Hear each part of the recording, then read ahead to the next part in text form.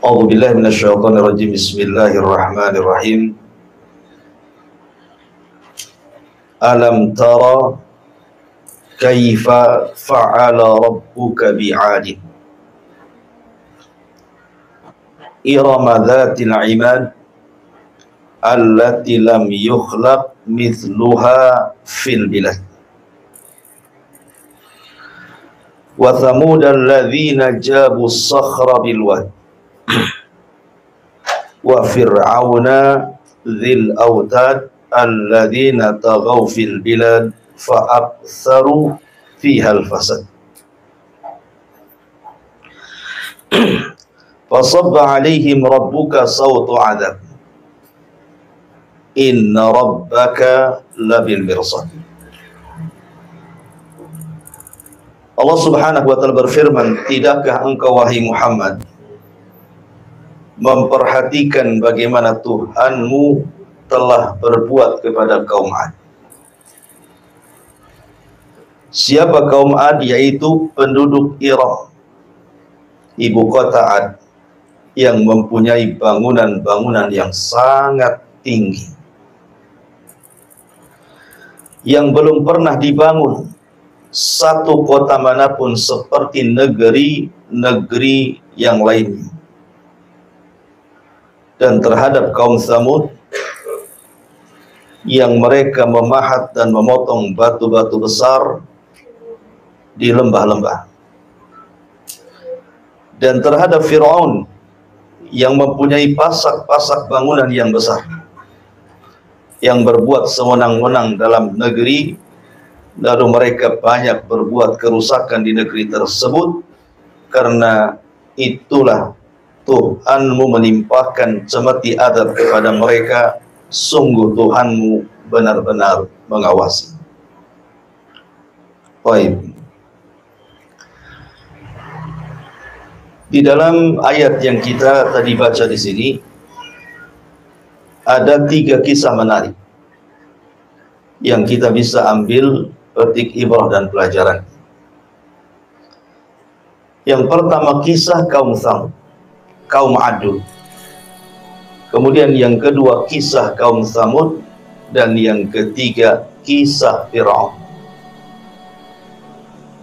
Tiga-tiganya adalah para pembangkang para nabi dan rasul. Dan Allah jelaskan kesudahan mereka.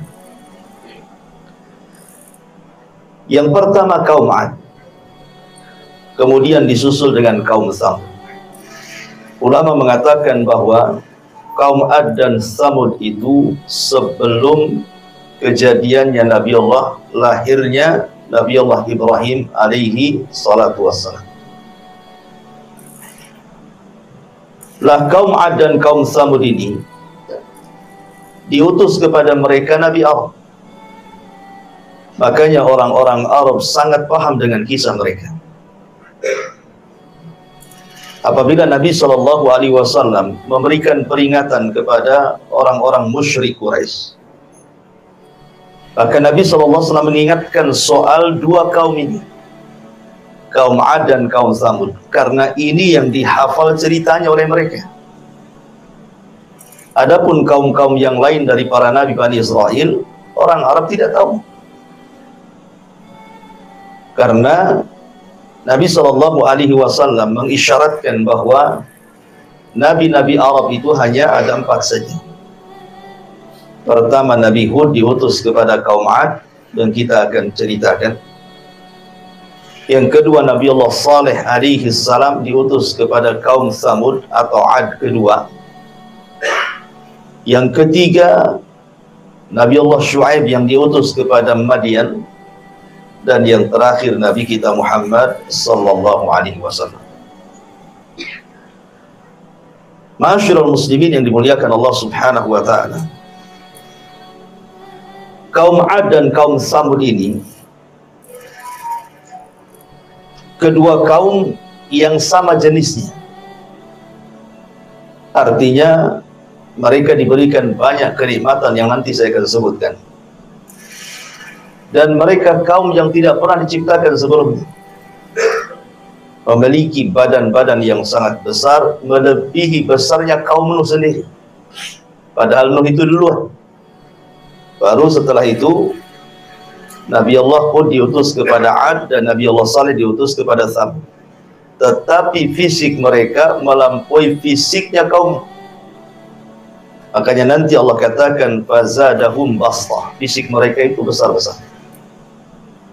Bahkan dalam kisah Israiliyat, karena fisik mereka besar, sehingga kalau mereka menyerang sebuah kaum tidak perlu banyak-banyak kirim pasukan. Cukup 2-3 orang saja itu sudah bisa menghancurkan sebuah kabilah. Dilempari batu saja hancur itu kabilah. Jadi tidak perlu banyak-banyak itu ya satu kaum Ad menyerbu sebuah kabilah. Diutus saja 1-2 orang itu sudah hancur. Karena mereka diberikan kekuatan yang itu harusnya disyukuri tetapi mereka kufur. Baik, bagaimana kisahnya kita urut. Ma'asyiral muslimin yang dimuliakan Allah Subhanahu wa taala. Ketika era Nabi Allah Nuh alaihi salatu wassalam dan terjadi tufan yang merupakan azab kepada kaum Nabi Nuh karena mereka melakukan kesyirikan dan diutus Nuh mereka tidak sadar. Dan mereka menyembah berhala-berhala yang ma'ruf menurut orang-orang Arab. Allah mengatakan la tadarunna waddan wala suwa'an wala yaghutsa wa ya'uqa wa nasra. Jangan kalian tinggalkan Wad, Yaghus, Ya'uq, Suwa dan Nasr. Ini amanatnya para pembesar kaum ketika Nuh berusaha untuk memalingkan sesembahan-sesembahan itu ke dalam tauhid. Ketika kemudian Nuh alaihi salatu wassalam berdakwah siang malam, bahkan Nuh itu berdakwah 950 tahun, bukan waktu yang singkat, lama. Tapi tidak ada tanda-tanda kaumnya beriman. Justru kaumnya malah hendak mencelakakan. Dari situ Nuh kemudian berdoa kepada Allah dan mengatakan, Rabbi inni maghlubun fantasir. Ya Rabb, aku akan dikalahkan oleh mereka, tolong aku. Maka Allah Subhanahu wa taala merintahkan untuk membuat kapal. Singkat cerita, akhirnya ketika azab Allah Subhanahu wa taala mau turun, maka Nuh diperintah untuk masuk ke dalam kapal membawa 3 putranya dan beberapa orang yang beriman serta beberapa binatang berpasang-pasangan. Maka datanglah banjir yang sangat besar, perpaduan hujan dan air yang muncrat dari bumi. Jadi satu. Kita aja di Batam nih kalau hujan 3 hari berturut-turut banjir. Bagaimana pula dengan hujan yang kemudian disatukan dengan air bumi? Air bumi dilautkan ke daratan, ditambah pula dengan hujan. Tentu akan semakin besar banjirnya. Sampai itu digambarkan ketika Nuh alaihi salatu wassalam hendak menyelamatkan salah satu putranya namanya Yam, atau menurut ahli kitab disebut Kan'an. Apa kata Nuh? Irkam ma'ana. Wahai anakku, naiklah ke perahu. Tetapi anaknya degil dan mengatakan, Sa'awi ilal jabal. Biarkan, aku akan naik saja ke gunung. Gak akan sampai banjir ke gunung. Tetapi Nuh mengatakan, tidak ada yang selamat hari ini, naik. Namanya Nuh, lihat anaknya walaupun kafir, masih ada namanya sifat bapak itu kasihan dengan anaknya. Masih pengen menyelamatkannya. Tetapi karena memang Yam atau Kan'an ini tidak mau juga, maka Allah mengatakan, innahu laysa min ahli. Tinggalkan Nuh, dia bukan keluargamu lagi. Maka Nuh meninggalkan Yam. Akhirnya seluruh manusia tenggelam dan binasa karena Nuh berdoa kepada Allah, la tadhar 'alal ardi minal kafirina dayyara. Jangan kau tinggalkan satu jiwa kafir masih hidup di bumi. Itu doanya Nuh. Menunjukkan apa? Tidak ada manusia yang hidup. Alasannya apa? Intadharhum, kalau engkau biarkan satu saja hidup dari mereka, maka mereka akan melahirkan orang-orang yang fajir, yang jahat-jahat. Intinya bahwa setelah banjir bandang ini, Maka kemudian Nuh alaihi salam diselamatkan di sebuah bukit namanya Judi di Irak. Disitulah permulaan kehidupan manusia yang baru. Karena yang hidup hanya di perahu Nuh saja. Lah Nuh alaihi salatu wassalam itu ma'ruf memiliki 3 anak yang masih hidup dan 1 mati. Yang 1 kafir ya. Yang 3 namanya Syam, dan itu Abul Arab, seluruh orang-orang Arab turunan Syam. Ya. Kemudian ada Ham, dan itu bapaknya orang-orang Romawi dan orang-orang yang berkulit hitam. Kemudian ada Yafis, salah satunya keturunannya orang-orang Asia. Ya. Lah kata para ulama bahwa tidak ada manusia setelah tragedi banjir Nuh itu kecuali turunan 3 putra, Syam, Ham, dan Yafis. Karena Allah yang mengatakan wa ja'alna min dzurriyyatihi humul baqin, dan kami jadikan yang tersisa manusia itu hanya dari turunan Nuh, ya, dari 3 putranya itu. Dari sini kata para ulama sejarah, Nuh itu disebut Abul Bashari Ats-Tsani, bapak manusia kedua setelah Adam. Karena tidak ada manusia di kolong langit yang hidup di zaman sekarang kecuali nasabnya pasti sampai kepada 3 putra Nuh ini. Kalau tidak Syam, ya Ham. Kalau tidak Ham, ya Yafis. Dan 3-tiganya putra Nuh alaihi salatu wassalam. Makanya wajar kalau Nuh dikatakan bapak manusia kedua. Lah ketika anak-anaknya Nuh ini sudah mulai menyebar ke beberapa tempat, dan mereka masih mentauhidkan Allah subhanahu wa ta'ala, dan mereka masih melihat bagaimana sisa-sisa kehancuran kaum Nuh alaihi salam, sehingga mereka masih takut dan masih mentauhidkan Allah subhanahu wa ta'ala. Tetapi berlalunya zaman, berlalunya waktu, akhirnya iblis datang kepada kaum yang mentauhidkan Allah dari turunan Nuh. Mulailah kemudian mereka kembali menjadi penyembah berhala. Dan yang pertama kali menyembah berhala adalah kaum Ad dari turunan Nuh alaihi salatu wassalam. Kaum Ad inilah kaum yang pertama kali menyembah berhala. Menurut Ibnu Ishaq, seorang pakar sejarah, bahwa kaum Ad itu menyembah 3 berhala. 3 berhala yang mereka sembah. Pertama Samad, kemudian yang kedua Sada, dan yang ketiga Haba. Ya, ada yang mengatakan Somud atau Somad, kemudian Sada dan juga Haba. Itulah 3 berhala yang disembah oleh kaum Ad. Masyarul muslimin yang dimuliakan Allah Azza wa Jalla, sebagai gambaran bahwa kaum Ad dan Samud ini ada kemiripan. Allah berikan 7 nikmat kepada mereka. Seringkas saja. Nikmat yang pertama yang Allah anugerahkan kepada kaum Ad ataupun kaum Samud setelahnya, karena Ad juga termasuk Samud masalahnya. Cuman Ad itu disebut untuk dibedakan antara Ad yang kedua. Allah menyebutkan Adanil Ula. Allah mengatakan bahwa kaum Ad itu disebut Adanil Ula, Ad yang pertama. Adapun Samud itu Ad yang kedua. Artinya sama-sama kaum Ad itu sebenarnya, cuman membedakan satu Ad, satu Samud gitu ya. Dan Samud itu nenek moyang orang Arab. Baik. Lah, di antara kenikmatan yang sangat besar yang Allah anugerahkan kepada kaum Ad adalah mereka menguasai ekonomi. Di zamannya mereka menguasai ekonomi, dan siapapun atau apapun negaranya kalau menguasai ekonomi pasti dia bisa menjajah negeri yang lain, ya kan? Ekonomi, kekuatan ekonomi itu bisa menjajah negeri yang lain. Lihat hari ini negeri-negeri yang kuat ekonominya, ya kan, negara-negara yang maju luar biasa bisa menjajah negara-negara yang tidak maju kan. Lah kaum Ad itu dilebihkan ekonominya, sehingga dengan ekonomi mereka bisa menjajah negeri-negeri yang lain. Dan itu nikmat yang Allah anugerahkan kepada mereka, kuatnya ekonomi. Kemudian yang kedua, kaum Ad diberikan fisik yang sangat kuat. Kaum Ad itu diberikan fisik yang sangat kuat, sampai fisik mereka melebihi fisiknya Nabi Nuh. Tetapi tentu tidak mungkin melebihi Nabi Allah Adam alaihi salatu wassalam. Karena ada kisah-kisah Israiliyat yang kemudian mereka menggambarkan bagaimana fisiknya kaum Ad itu, ada yang sampai 100 meter 100 meter tinggi kali.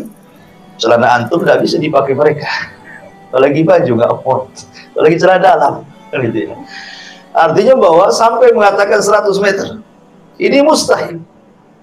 Nah, kisah ini tentu bertentangan dengan hadis Nabi SAW bahwa fisik yang paling tinggi, yang paling kuat, yang paling kekar, yang paling tampan hanyalah fisiknya Adam alaihissalam. Makanya ketika Rasul berjumpa dengan Nabi Yusuf saat peristiwa Isra Mi'raj, apa kata Rasul? Aku melihat Nabi Yusuf mendapatkan separuh ketampanan Adam. Separuh saja sudah memfitnah banyak wanita.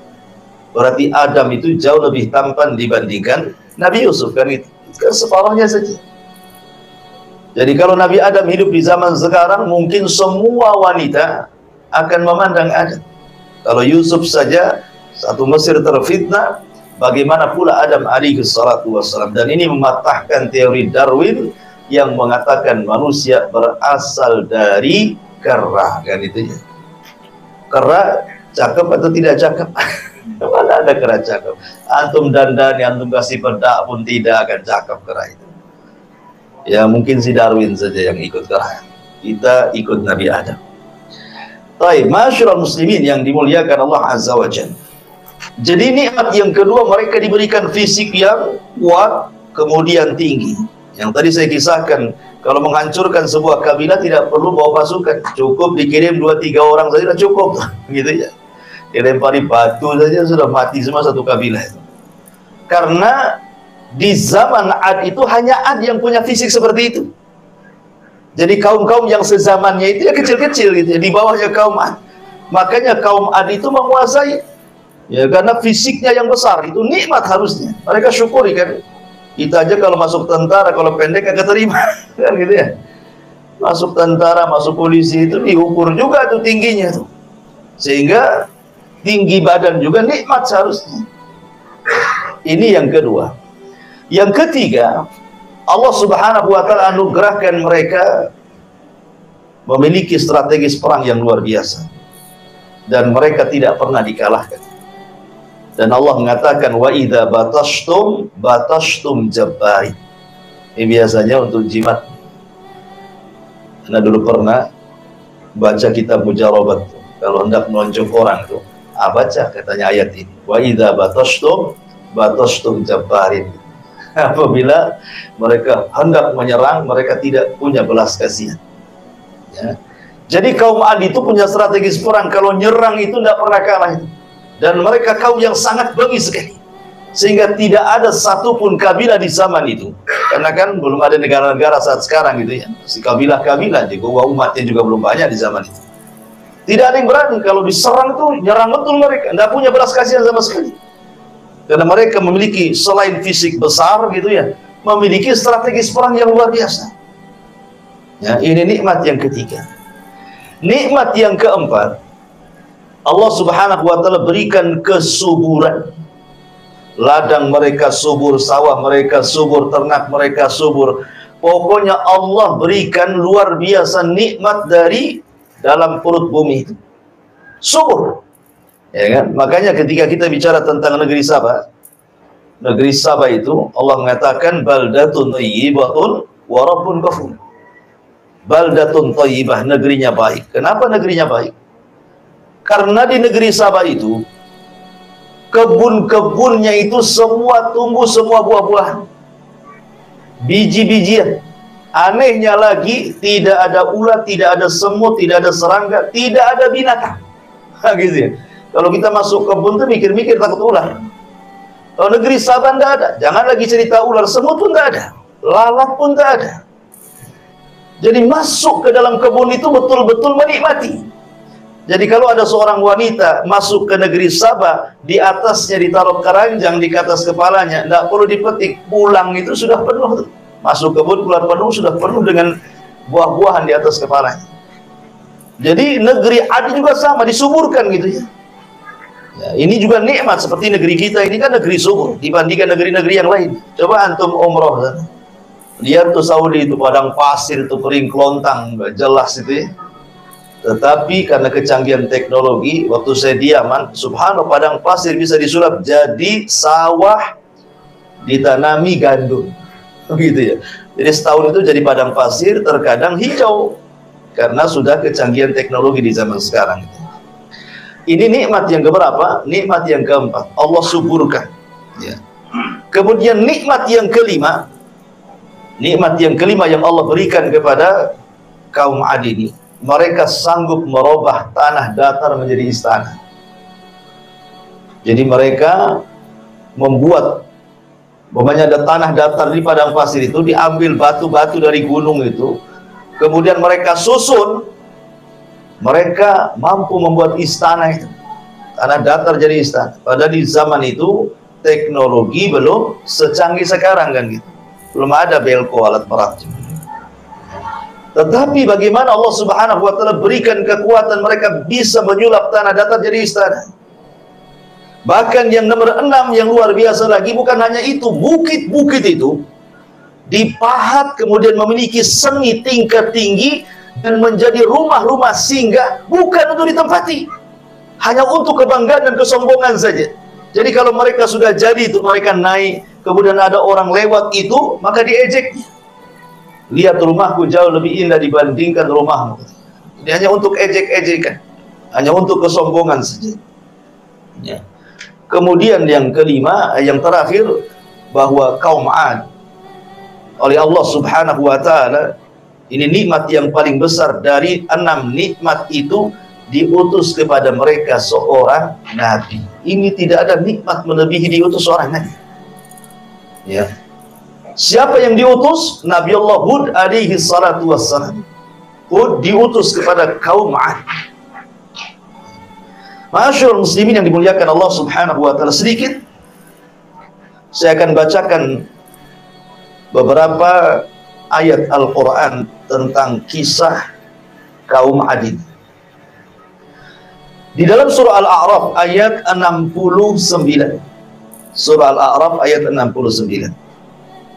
Allah mengatakan, awa ajibtum an ja'akum dzikrum min rabbikum ala rajulin minkum liyunzirakum. Dan herankah kalian bahwa ada peringatan yang datang dari Tuhan kalian melalui seorang laki-laki dari kalangan kalian sendiri untuk memberikan peringatan kepada kalian.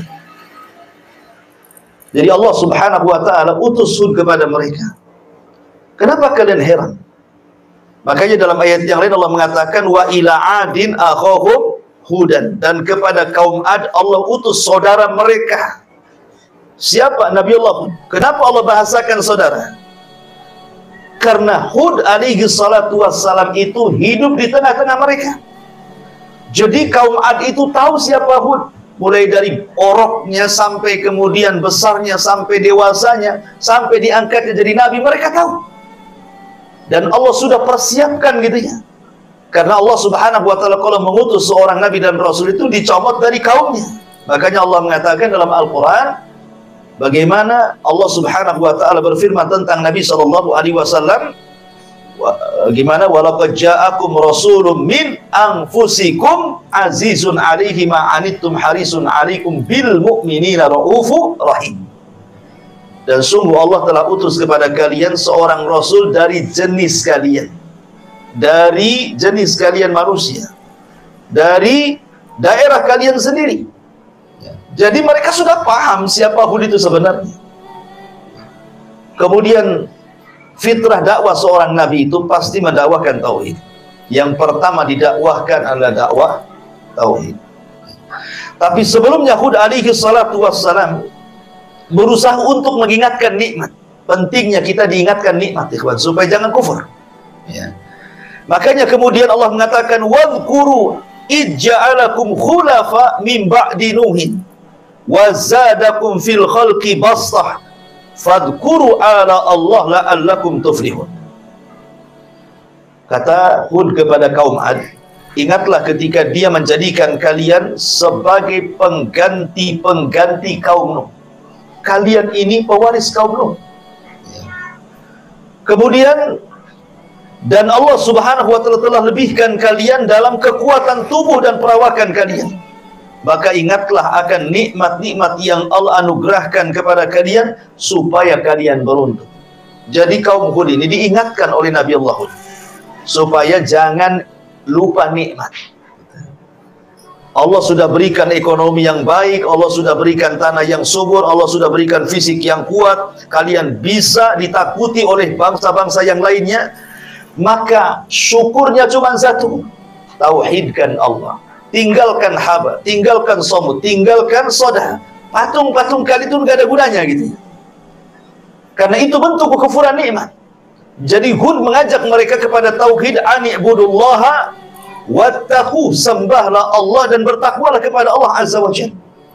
Dan begitulah dakwah para nabi, dimulai dari tauhid.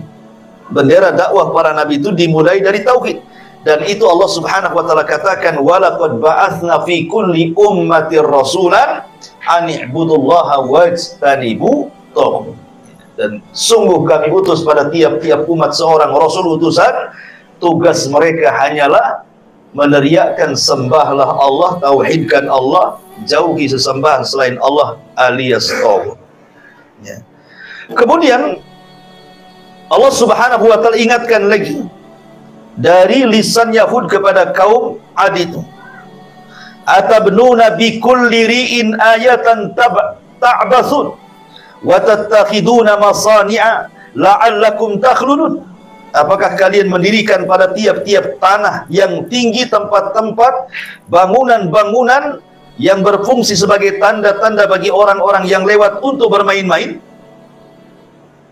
Kemudian di tempat-tempat tersebut kalian mengambil hanya untuk olok-olokan orang yang melewat, dan kalian membuat benteng-benteng, yakni penampungan-penampungan air di bawah tanah. Maksudnya seolah-olah kalian merasa akan dikekalkan selamanya. Jadi keyakinan orang kaum Ad juga, mereka sama sekali tidak yakin tentang kehidupan akhirat. Mereka merasa mereka itu akan hidup selamanya begitu. Makanya mereka membuat tampungan-tampungan di bawah rumah itu, air-air seolah-olah mereka tidak akan mati. Bahkan celakanya mereka memiliki pemahaman dahriyah. Kalaupun mereka itu mati, yang menjadikan mati itu hanya waktu yang berjalan saja. Kami hidup dan mati itu hanya waktu saja. Nah, gitu ya. Ini kan pemahaman orang ateis. Jadi orang ateis sudah ada sejak zaman dulu. Ya, yang nggak mengakui ketuhanan gitu ya. Yang menganggap bahwa kita mati dan hidup itu hanya berjalannya waktu saja. Itulah keyakinan taraf, keyakinan kaum Ad, dan mereka berusaha untuk mengejek siapa? Nabi Allah Hud alaihi salatu wassalam. Dan umumnya ikhwan, para nabi itu bukan ditentang orang-orang lemah, tidak. Umumnya para nabi itu ditentang orang-orang kuat. Para pejabat, orang-orang kaya, para pemimpin, itu yang menentang para nabi sebenarnya. Padahal tidaklah Nabi diutus kepada sebuah umat untuk berpolitik. Nabi itu bukan untuk berpolitik diutus, bukan untuk merebut kekuasaan, tidak. Ya, bukan untuk menggalang umat, kemudian melakukan pemboikotan atau mencalonkan diri jadi pemimpin capres, enggak. Ya. Nabi diutus itu tidak berpolitik. Nabi diutus itu hanya untuk berdakwah. Seandainya seorang pemimpin masuk Islam, tidak mungkin dicopot dari kepemimpinannya, tetap dia pemimpin kan itu ya. Nah, cuman karena ketakutannya para pembesar itu kepada Nabi, seolah-olah ketika makin banyak yang didakwai, makin banyak orang yang ikut, seolah-olah terancam kekuasaannya. Masyarul muslimin, dan itu akan terjadi pada setiap negara dan bangsa-bangsa. Nah, kalau ada seorang dai kemudian ada banyak pengikutnya, itu penguasa takut biasanya. Gitu. Atau dimanfaatkan untuk kampanye, didekatilah ustadz-ustadz, kiai-kiai, masjid-masjid gitu ya, untuk bersuara biasanya. Karena paling efektif kampanye itu lewat tokoh-tokoh agama, karena paling banyak pengikutnya masalahnya gitu. Kemudian meyakinkan dengan dalil-dalil, itu yang lebih hebatnya lagi. Orang yakin itu ya, walaupun sebenarnya kibul semuanya. Taib. Bayangkan Allah mengatakan di sini, qalal mala'ul ladzina kafaru min qaumihi. Pemuka-pemuka orang-orang kafir dari kaumnya berkata, inna lanaraka fi safahatin wa inna lanadhunnuka minal kadhibin. Kata mereka, sesungguhnya kami benar-benar memandang engkau wahai Hud kurang akal, dan sesungguhnya kami menganggap engkau wahai Hud adalah pendusta. Setiap dai pasti akan dilabeli dengan dua label ini. Ya, setiap dai yang mendakwakan tauhid loh ya. Setiap dai yang mendakwakan tauhid pasti akan dilabeli dengan dua sifat ini. Pertama dikatakan kurang akal, yang kedua pendusta. Coba saja kalau antum berdakwah tauhid, antum buatlah channel di YouTube gitu kan. Antum berantas kesyirikan. Antum berantaslah itu penyimpangan terhadap sunnah Nabi SAW. Oh, besoknya sudah ada itu yang nyaut, itu yang jawab. Kayak gitu ya. Oh, ini orang gila, mecah belah, itu macam-macam ngomongnya. Karena memang tabiat dakwah seperti itu. Nabi lo dikatakan pendusta, tukang sihir, tukang tenun, macam-macam Rasul itu. Maka Nabi Hud pun kurang lebih saja. Ketika Hud alaihi salatu wassalam mengatakan, ya qaumi ibudullaha ma lakum min ilahin ghairu afala tattaqun. Wahai kaumku, sembahlah Allah. Tidak ada sesembahan selain daripada Allah subhanahu wa ta'ala. Tidakkah kau bertakwa? Maka mereka mengatakan, wahai Hud, kau ini orang gila, ngapain kau berdakwah? Kau ini pendusta. Maka Hud mengatakan dengan lembut, ingat, ini juga salah satu thariqah dakwah gitu ya. Para nabi itu diceritakan dalam Al-Quran itu diambil pelajaran. Ketika kaum Hud itu berusaha dengan sangat keras, kasar gitu ya, menuduh macam-macam kepada Hud, tetapi Nabi Allah Hud menganggap dan membalas dengan kelembutan. Katakan kepada Nabi SAW, wa in kunta faddan ghalidhal qalbi lan faddu min hauli. Kalau engkau keras kepala wahai Muhammad, kau kasar kepada kaummu, maka mereka akan lari dari kamu. Makanya kelembutan itu asas dakwah. Apa kata Hud? Ya qaumi laisa bisafahatun walakinni rasulun min rabbil alamin. Aku tidak gila, aku waras. Akan tetapi Allah mengutusku menjadi nabi kalian, menjadi rasul kalian yang membawa amanah dari Allah subhanahu wa ta'ala. Uballigukum risalati rabbi wa ana lakum nasihun amin. Akulah menyampaikan amanat Tuhanku kepada kalian saja, dan saya adalah penasehat yang amanah yang Allah tunjuk untuk mendakwai kalian. Ma'asyiral muslimin yang dimuliakan Allah subhanahu wa ta'ala, intinya bahwa Hud alaihi salam terus mendakwai kaumnya dan para pembesar. Tetapi Allah subhanahu wa ta'ala takdirkan memang kaum itu mendustakan para nabinya. Makanya Allah mengatakan kadzabat adanil mursalin. Kadzabat adun al mursalin. Telah mendustakan kaum Ad para rasul. Ya. Makanya ketika kemudian mereka mungkin sudah capek gitu ya. Mungkin bahasa kitanya sudah bosan dengan ucapan-ucapan Hud ini. Kemudian mereka mengatakan, ya Hud, ma ji'tana bibayyinatin wa ma nahnu bitariki alihatina an qaulika wa ma nahnu laka bimu'minin. Mereka kaum Ad mengatakan, wahai Hud, engkau tidak mendatangkan satu bukti yang nyata kepada kami kalau engkau seorang nabi. Engkau hanya manusia biasa. Kami makan, kau makan. Kami jalan, kau berjalan. Kau ke pasar, kami juga ke pasar. Untuk apa kami ikuti orang yang sama dengan kami, gitu maksudnya. Mereka mengatakan kaum Ad ini, wahai Hud, engkau ini tidak ada bukti kalau kau seorang nabi. Dan kami tidak akan meninggalkan atau tidak pernah meninggalkan Tuhan-Tuhan kami gara-gara ucapanmu. Dan kami selamanya tidak akan beriman.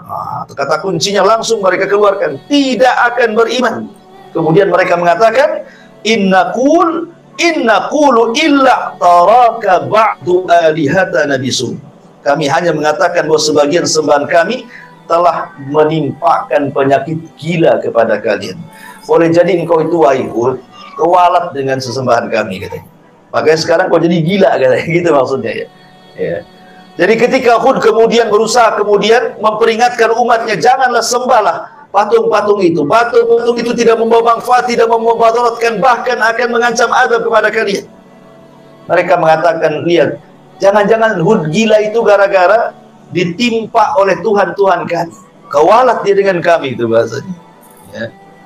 Maka kemudian mereka mengatakan, la in ata'tum basyaram mithlukum la in ata'tum basyaram mithlakum innakum idzan la khasirun aya'idukum annakum idza mittum wa kuntum turaban wa idzaman annakum mukhrajun. Dan sesungguhnya kalian menaati manusia seperti kalian, niscaya kalian akan benar-benar rugi. Apakah jika ia menjanjikan kepada kalian bahwa bila kalian telah mati dan telah menjadi tanah, kemudian telah menjadi tulang belulang, kalian sungguh akan dikeluarkan dari kuburan kalian? Hayhat, hayhat lima tu'adun. Jauh sekali kebenarannya, mustahil. Mereka sudah mulai menentang, mustahil. Karena kemudian mereka tidak mau beriman lagi. Dan yang lebih parah lagi, mereka nantang. Ya, nantangnya apa? Minta adab dari Allah Subhanahu wa ta'ala. Coba. Tapi begini ya, mujizatnya Nabi Hud itu luar biasa. Hud itu diberikan mujizat oleh Allah. Apa mujizatnya? Tawakal yang kuat.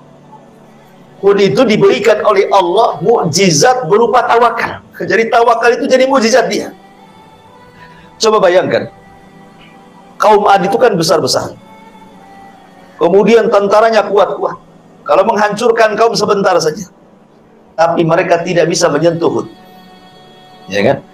Bahkan Hud alaihi salatu wassalam sampai kemudian mengatakan, min dunihi fakiduni jami'an la tungzirun, katanya.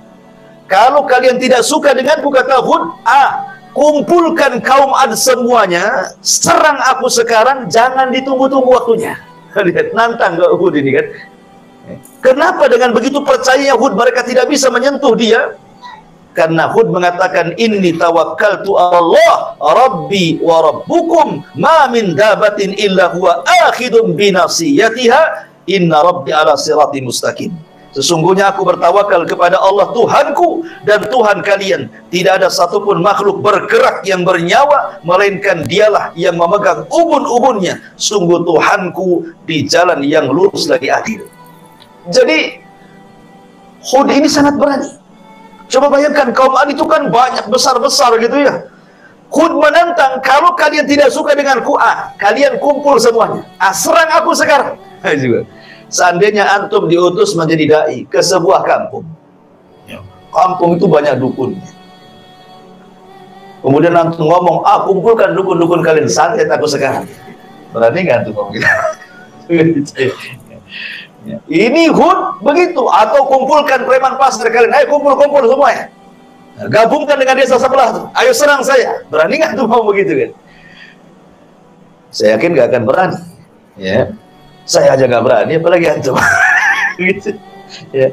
Karena saya tidak punya mukjizat. Nabi Hud punya mukjizat, ya kan? Makanya dia berani yang mengatakan, fakiduni jami'an thumma la tungzirun. Serang aku sekarang, buat makar kalian sekarang juga, jangan ditunggu-tunggu, katanya. Ya. Tetapi kaum Ad memang tidak bisa menyerang Hud alaihissalam, menyentuh kulitnya pun tidak bisa. Itulah kelebihan, namanya mukjizat Nabi Allah Hud alaihi salatu wassalam. Akhirnya kemudian mereka pun mengatakan kepada Hud alaihi salatu wassalam, sudah gini saja, kami semua tidak akan beriman kepada Muhammad, nggak akan beriman. Macam mana kau ngoceh pun kami tidak akan beriman. Ya. Kalau engkau seorang nabi, fa'tina bima ta'iduna in kuntum minas sadiqin. Buktikan. Katanya engkau selalu mengancam-ngancam kami, kalau tidak ikut kamu, kami akan diadab. Buktikan adabmu sekarang. Mana adab Allah? Timpakan sekarang kepada kami, katanya. Jadi mereka mulai menantang Allah. Bahaya kalau sudah menantang Allah. Kalau sudah menantang Allah, bahaya. Ketika mereka sudah ngomong seperti itu, apa yang terjadi? Akhirnya Allah kirim paceklik yang berkepanjangan. Ada yang mengatakan 3 tahun tidak turun hujan, sehingga tanah menjadi kering kelontang. Tidak ada yang tumbuh satu tumbuhan. Binatang-binatang pada mati. Manusia sudah mulai kelaparan. Nikmat Allah sudah mulai dicabut karena mereka kufur kepada Allah Azza wa Jalla. Kebiasaan kaum Ad, kalau ada musibah maka mereka akan mengutus 70 orang pilihan dari orang-orang berakal mereka. Kemana? Ke haram. Ya. Karena Ad itu posisinya di Ahqaf. Ahqaf itu gunung pasir, disebut Ahqaf namanya. Dan di dalam Al-Quran Allah jadikan dua nama surat. Hud, Allah jadikan nama surat Suratul Hud. Kemudian Ahqaf, Allah jadikan nama surat juga Suratul Ahqaf. Ya kan? Jadi dua-duanya jadi nama surat. Kalau Ahqaf itu artinya gunung pasir, letaknya antara Hadraul Maut dan Oman. Tengah-tengahnya itu Ahqaf. Disitulah kaum Ad tinggal. Artinya kan masih dekat dengan Haram, Yaman. Ya kan, Yaman ke Mekah kan dekat. Jadi mereka ini, orang-orang pilihan ini, berangkatlah dari Ahqaf ini, menuju Haram, tanah Haram, menuju Ka'bah. Ya. Menuju tanah suci gitu. Maksudnya Haram itu waktu itu memang sudah jadi tanah suci, karena yang membangun pertama kali Ka'bah adalah malaikat. Kemudian setelah itu Adam alaihi salatu wassalam, kemudian hilang, baru kemudian diperbaharui oleh Ibrahim alaihi salatu wassalam. Jadi orang-orang 7 orang pilihan ini ke Haram berdoa. Ya. Cuman masalahnya sampai di Haram, mabok pula mereka, berzina pula mereka, disuruh sama kaumnya suruh berdoa, sampai di Haram malah mabok. Coba bayangkan, bejatnya orang-orang Adi. Akhirnya diingatkan sesama mereka, lah kita akan diutus untuk berdoa di sini. Kenapa kita mabok berzina pula di sini? Akhirnya mereka sadar. Ketika mereka sadar, akhirnya mereka pun berdoa semuanya di Haram, di tanah Haram, di tanah suci itu. Tiba-tiba ada suara di balik awan. Apa suaranya? Aku kabulkan keinginan kalian, kan ku kirim awan kepada kalian. Tinggal milih, mau awan putih, mau awan merah, mau awan hitam. Mereka berpikir, wah, doa kita diijabah. Mereka suruh memilih awan putih, tak mungkin ada hujan. Awan putih itu terang, kan gitu ya. Awan merah, wah sedikit airnya. Awan hitam sajalah, kan gitu. Karena biasanya kalau sudah gelap, ya kan, siang-siang ini teduh itu, wah ini mau hujan deras. Itu prasangka mereka. Makanya kemudian mereka pun pulang dengan bahagia karena mereka sudah dapat ilham. Pulanglah mereka ke negeri Ahqaf, pulang kampung, dan memberitahu kampungnya bahwa doa mereka sudah diijabah.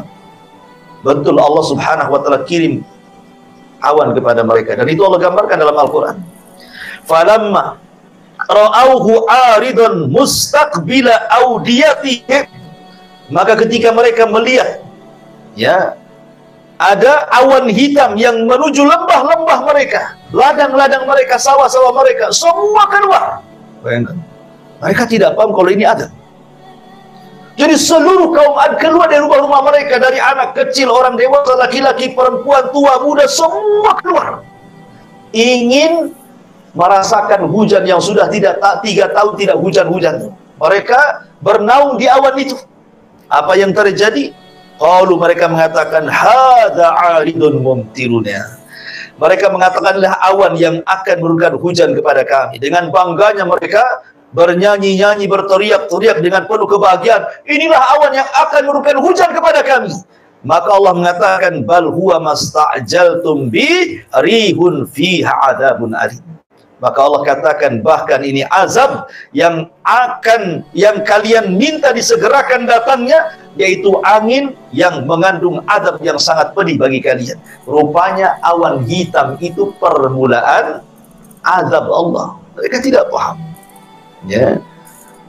Jadi hati-hati bahwa terkadang orang menyangka itu nikmat, rupanya di balik nikmat itu ada azab. Ya, ini pelajaran.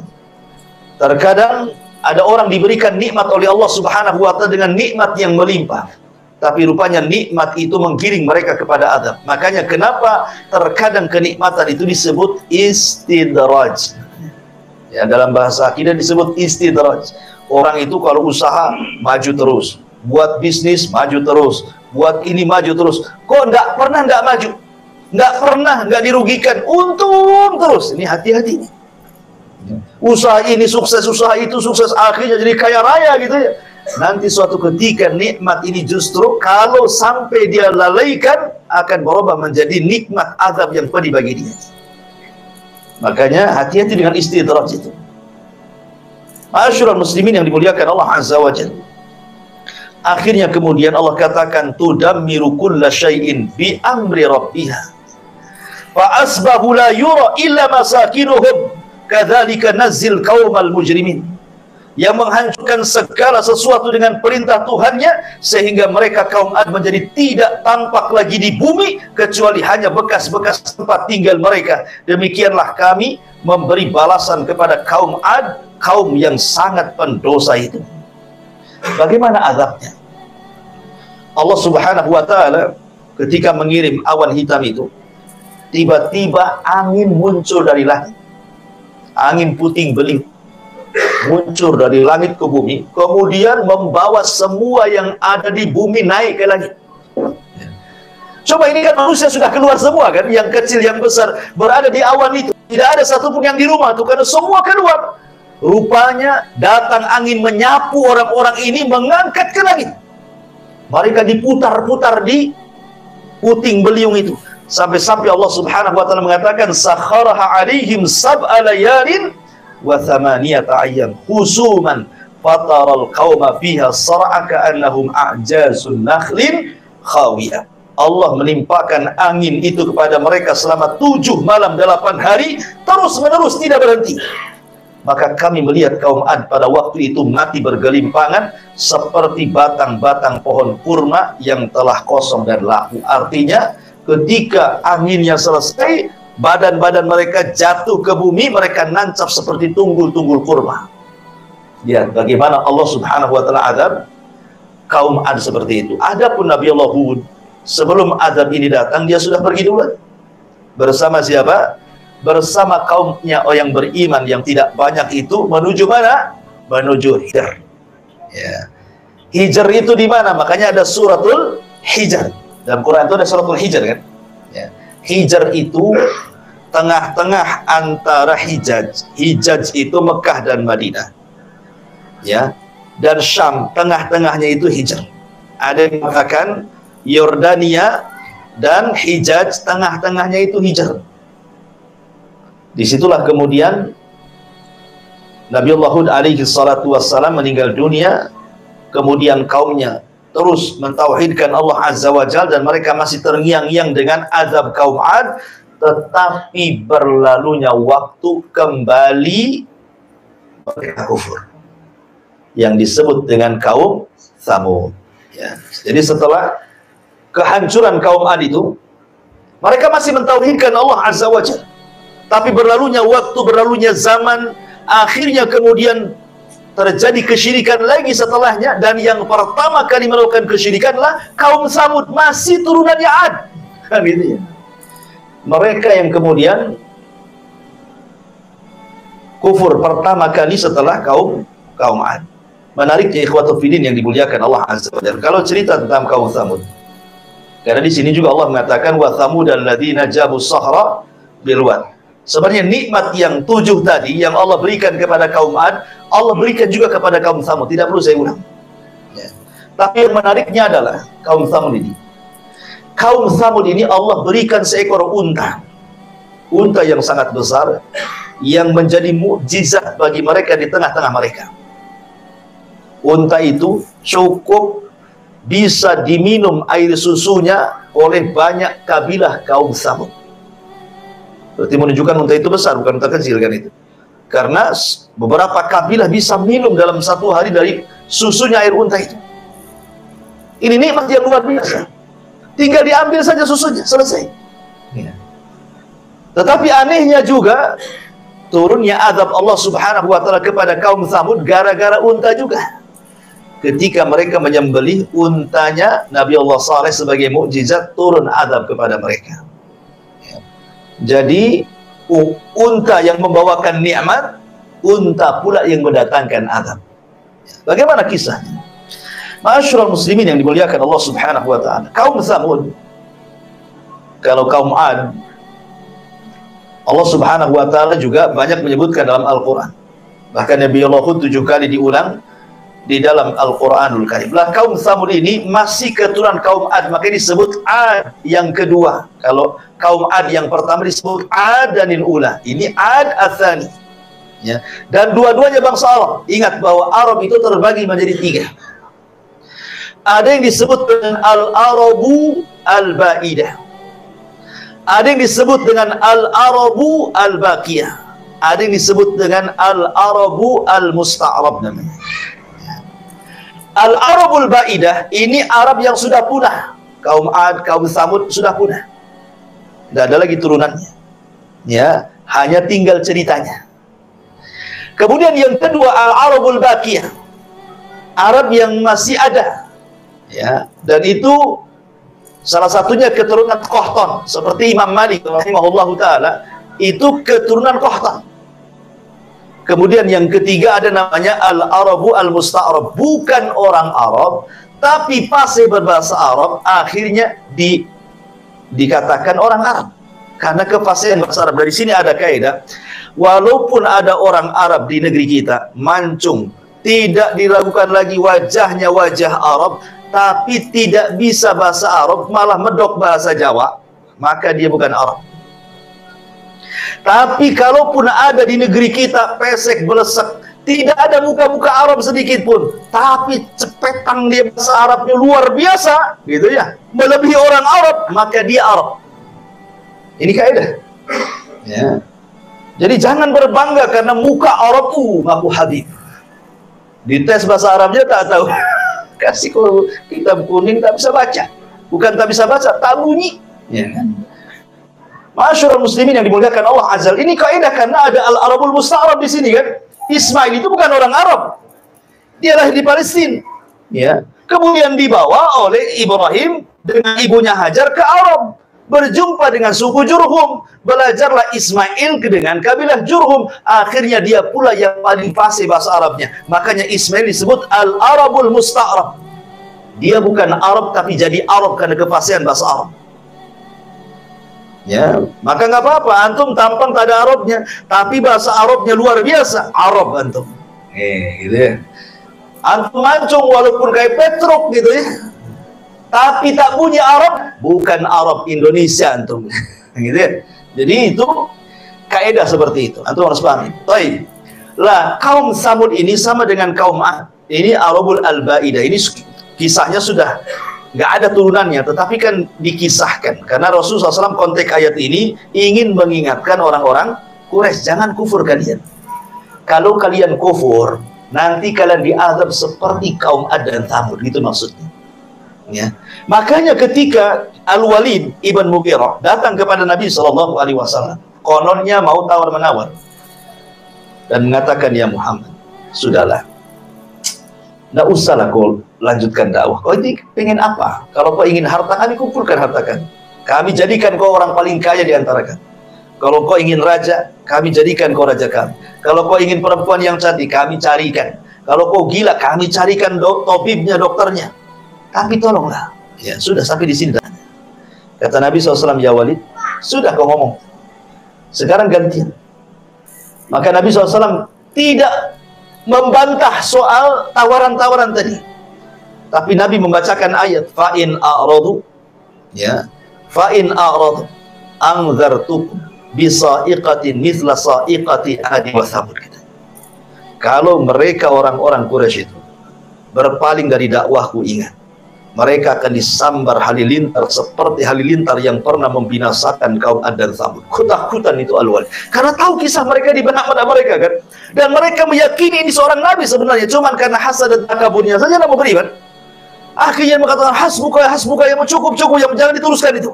Ketakutan dia. Akhirnya dia pulang menemui orang Quraisy, kata pembesar Quraisy, kata Abu Jahal, gimana hasilnya? Nampaknya kau pergi, beda pula mukamu kau kembali, katanya. Jangan-jangan kau sudah beriman. Artinya di sini Nabi SAW mengingatkan tentang kaum Ad dan Tsamud kan. Artinya di otak-otak orang Arab itu sangat paham kisah-kisah ini. Makanya Rasulullah SAW tidak mengkisahkan Nabi-Nabi Bani Israel, karena mereka tidak ada pengetahuan tentang itu. Makanya Rasul mengkisahkan tentang dua kaum yang mereka paham. Diutus kepada mereka Nabi dan Rasul, mereka membangkang, turun azab. Apakah kalian mau seperti itu? Nah, itu maksudnya. Masyarul muslimin yang dimuliakan Allah Azza, kembali bahwa sebagaimana Nabiullah Saleh dan juga Nabiullah Hud dan seluruh para nabi mendakwai mereka ke dalam tauhid, kaum Tsamud pun menentang Nabi Saleh. Tidak perlu saya ceritakan panjang-panjang karena kita ambil singkat-singkatnya saja. Akhirnya mereka pun mengatakan, ya Saleh, kalau engkau seorang nabi, kami tidak melihat ada bukti dari kamu. Ya. Bukankah seorang nabi harus bawa mukjizat? Kata Nabi Saleh, mau kalian apa? Mereka mengatakan, kalau engkau seorang nabi, keluarkan dari batu ini unta. Tetapi bukan hanya sekedar unta, unta usyara. Usyara itu yang sedang hamil 9 bulan. Jadi kalau keluar langsung hamil, langsung lahir gitu maksudnya. Itu namanya unta usyara. Ya. Akhirnya kemudian usyara itu 10 bulan ya. Dari kalimat asyara, usyara. Jadi unta yang hamil 10 bulan kalau keluar dari batu langsung melahirkan. Permintaannya aneh gitu. Akhirnya kemudian Nabi Saleh berdoa, meminta izin untuk melaksanakan 2 rakaat salat, kemudian berdoa kepada Allah Azza wa Jal, dan Allah kabulkan permintaannya. Tiba-tiba batu berbelah, kemudian keluar unta tadi. Kemudian Nabi Saleh membuat aturan, ya, ini unta adalah berkah bagi kalian. Makanya naqatullah, ini unta Allah. Ingat, sesuatu yang dinasabkan kepada Allah punya kemuliaan. Baitullah, rumahnya Allah. Naqatullah, untanya Allah. Sesuatu yang dinasabkan kepada Allah pasti punya kemuliaan. Nabi Saleh sudah mewanti-wanti, ini unta mukjizat bagi kalian. Tapi tolong bagi waktu. Saat kalian mengambil air, ya, maka kalian jangan ganggu unta. Kalian boleh ambil air, dan kalian kok boleh mengambil air susunya. Tapi besoknya unta itu yang akan minum, kalian tidak boleh mengambil air. Kalian cukup mengambil air susunya saja. Jangan ganggu dia. Kalau ganggu, kalian akan ditimpa adab. Terus berlalu berhari, berbulan, bertahun, mereka mendapatkan nikmat dari unta itu. Dan Nabi Saleh terus mendakwah dengan dakwah tauhid kepada kaum Tsamud. Sampai pada waktunya ada pula orang hasad, ya, tidak suka dengan unta itu. Seorang wanita, ada yang mengatakan 2 wanita, yang satu kaya, yang satu banyak anaknya, bekerja sama. Kemudian dikatakan, siapa yang bisa menyembelih unta Saleh, maka saya akan berikan kekayaan dan dia boleh menikah dengan salah satu putri dari putri-putri kami. Kemudian ada pula yang daftar, namanya Qidar ibn Salib. Qidar ibn Salib dan satu kawannya, lupa saya namanya. Ya. Qidar ibn Salib ini dan Malik ibn Kinan atau Sinan, Malik ibn Sinan atau siapa namanya. Pokoknya 2 orang ini siap daftar. Tetapi sebelum dia membunuh unta Nabi Saleh itu, dia gerilya door to door dulu ke rumah-rumah. Minta pendapat, gimana kalau kayak sambari Nabi Saleh? Setuju nggak? Setuju. Gimana? Setuju. Setuju. Akhirnya satu kampung setuju. Rupanya kebanyakan mereka tidak suka. Makanya kenapa Allah mengatakan fa'aqoruha, ya, menggunakan jamak. Mereka pun menyembelih unta Saleh, padahal yang menyembelih 2 orang. Tapi bahasanya menggunakan jamak karena disepakati satu kampung. Ya. Mereka sepakat, cuman eksekutornya cuman si Qidar ibn Salib dan kawannya ini, yang betul-betul mengeksekusi untanya Nabi Saleh disembelih, kemudian dikuliti dan dimakan dagingnya. Dalam kisah Isra lihat kan, dia bawa unta, anak untanya itu, ya, anaknya unta Yasruh pergi kemudian masuk lagi ke dalam batu. Itu kisah Isra lihat. Dalam Quran atau dalam Sunnah itu tidak ada kisah seperti itu. Hanya mukjizatnya Nabi unta itu, mukjizatnya Nabi Saleh itu adalah seekor unta, tanpa disebutkan punya anak, gitu, tanpa disebutkan keluar dari batu, enggak, ya, cuman seekor unta, gitu saja. Dari mana unta itu? Ya pokoknya dari Allah lah kan, namanya unta Allah. Nah, cuman kalau kita lihat Israiliyat lebih jelas gitu kisahnya ya. Oh, unta itu permintaan Bani Israel sama dengan di zaman Nabi SAW kan, meminta mukjizat kan, untuk terbelah bulan jadi 2 kan, maka terbelah bulan jadi 2 tuh. Tetapi setelah kejadian, mereka menuduh Nabi SAW sebagai tukang sihir, katanya. Laqad dhahara sihru Muhammad. Muhammad sudah nampak sihirnya.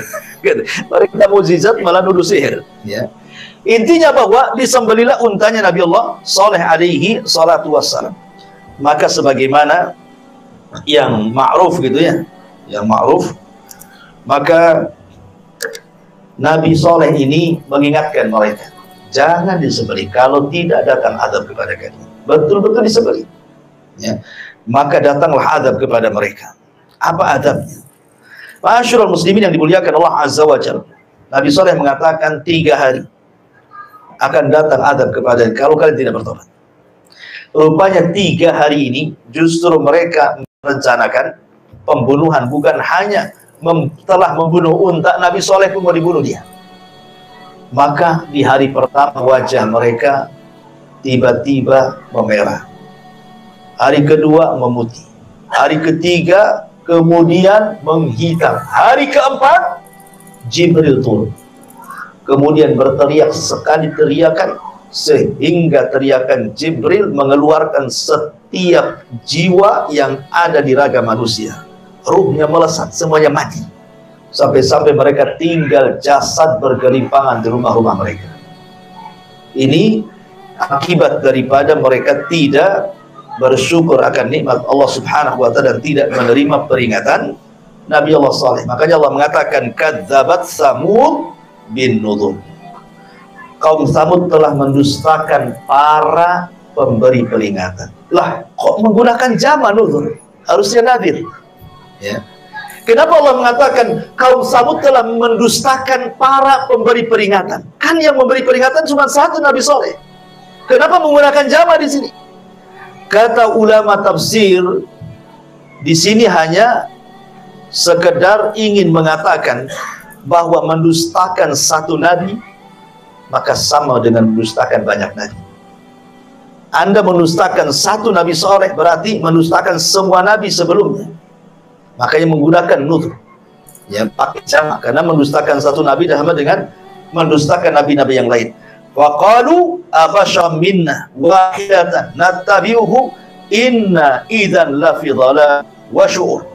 Mereka mengatakan, apakah kami harus mengikuti satu orang? Dia manusia sama seperti kami.